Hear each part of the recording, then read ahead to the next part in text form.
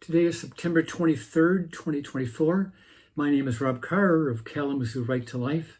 This is Pro-Life Week.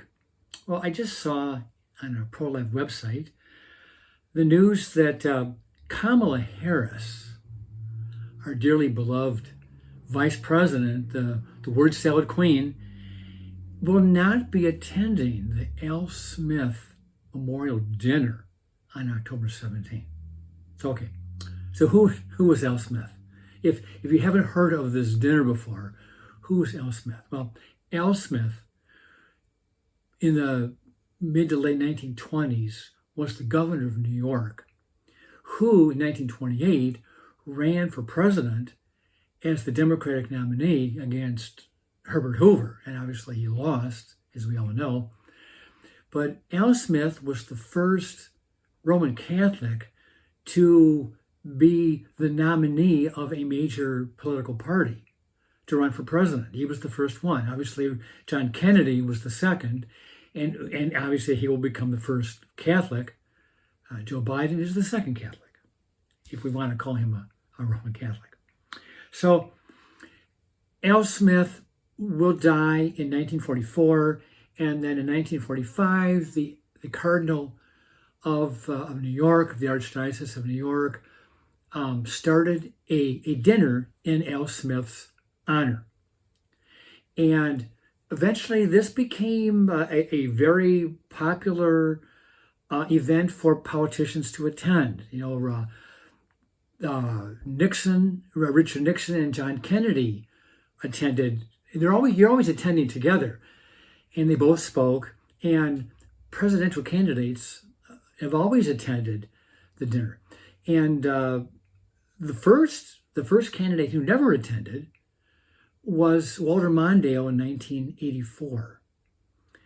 But then in 1996, Cardinal John O'Connor of New York did not invite Bill Clinton.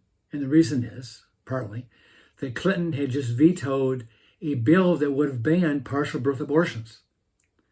And for that reason, he was not invited. And then in 2004, John Kerry was not invited because he was a pro-abortion Catholic of the first rank. So there have been some exceptions. But here, Kamala Harris was invited, as was Donald Trump. He is going to attend the dinner this year, but she has chosen not to. And, it does make you wonder, why is she not wanting to attend this traditional dinner that is a fundraiser, not for their campaigns. It is a fundraiser for the Catholic charities in the Archdiocese of New York. So, and they raise $6, $8, $10 million at these dinners. So it is a big event for the Catholic charities in New York. But she has better things to do. She is campaigning elsewhere. It's not in her schedule. Just like when Bibi Netanyahu spoke before Congress, a joint session of Congress, she wasn't there. No, she was out at a fundraiser. I think she was actually attending some sorority that she was a member of when she was in college. So that was a bbig thing for her not to attend Netanyahu's speech before Congress. Okay, so then I was looking at this article. It talked about the polls and where she stands with people of faith. And the Pew Research Center did a survey recently and found out that right now Donald Trump is getting 52% of Catholics to Harris's 47%. But then when you break down the Catholic vote in other kind of categories, that number does change. For white Catholics, Trump is getting 61%, up from the 52%, and Harris is dropping from 47% down to 38% among white Catholics. For Hispanic Catholics, she's ahead, which is to be expected because historically, Hispanics in general have voted democratically heavily. So according to the Pew Research Center, She's leading with 65%, and Trump gets 34% of the vote, which actually, for him, is a higher percent than he received back in 2020. So the Hispanic vote is moving his direction. And I think a lot of that actually has to do with the whole illegal immigration issue, because the Hispanics who are in this country legally, who came here legally, followed all the rules, a lot of them resent the fact that people have crossed the border illegally and have taken jobs and are getting welfare benefits and things like that, because they didn't do it the right way. Okay, now among evangelicals, a different story. Trump is getting 82% of the evangelical vote, which is about the same as what he received back in 2016. I think he got 81% 8 years ago. So that's Harris snubbing Catholics. I mean, she really is the most pro-abortion candidate in American history, bar none. There's nobody as pro-abortion as she is. She's a zealot. She's an ideologue. She's an obsessed person with reproductive freedom. Or another way of saying it, allowing a doctor to kill babies. Okay, so I just want to finish this morning with another topic that I've actually talked about a few times in the past, not recently, but in Great Britain, there is this ordinance, piece of legislation, rule, whatever you want to call it. It's called a safe access zone around abortion clinics. And so if you have a clinic, you can't, there's a lot of things in England that you cannot do. And from a pro-lifer point of view. And there's a woman who has been arrested at least 3 times for violating the safe access zone ordinance. And I think her name is Isabel Vaughn. And in England, actually, she was getting arrested at an abortion clinic outside of Birmingham, England. But this case now is coming from Scotland. And apparently the Scottish Parliament just either enacted their safe access zone policy, or the law that they did enact is going to be implemented this week.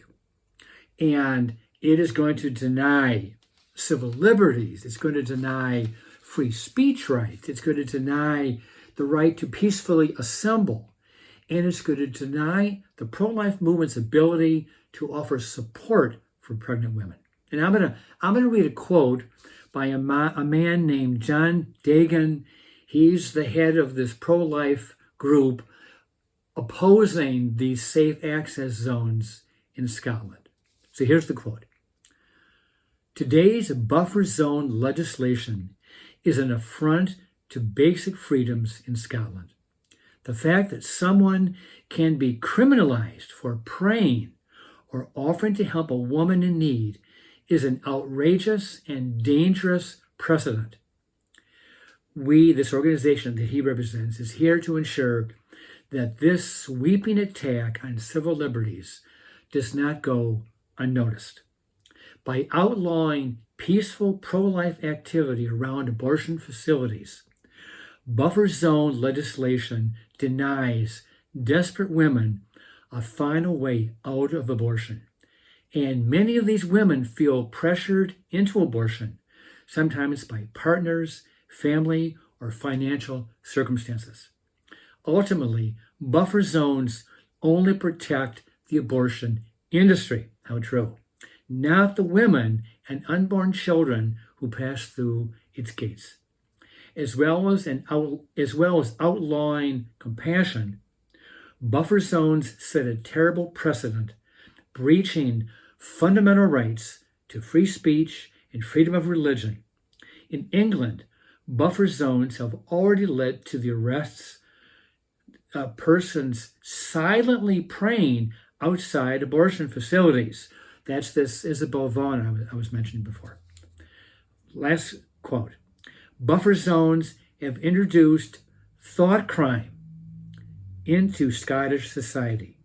We will stand up to this assault on our freedoms.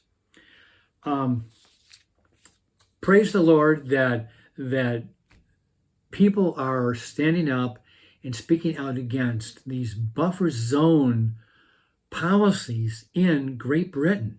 They are so against free speech. I mean, in America, we have the First Amendment. Obviously, England doesn't have our type of constitution. They don't have our Bill of Rights that has enshrined the First Amendment, the right of assembly, the right of free speech, the right to peacefully assemble and protest something in your government. We have the right to do that as Americans. And unfortunately, in England, they are stifling free speech. And pray for the situation in England. Pray for Kamala Harris that she has an epiphany on the sanctity of human life. Pray for the Democratic Party that is so in bed with the abortion industry. It is tragic what has happened to the Democratic Party that I used to, 40 years ago, be a member of. And that has all changed tragically. Well, with that, I will let you go. I will see you next time.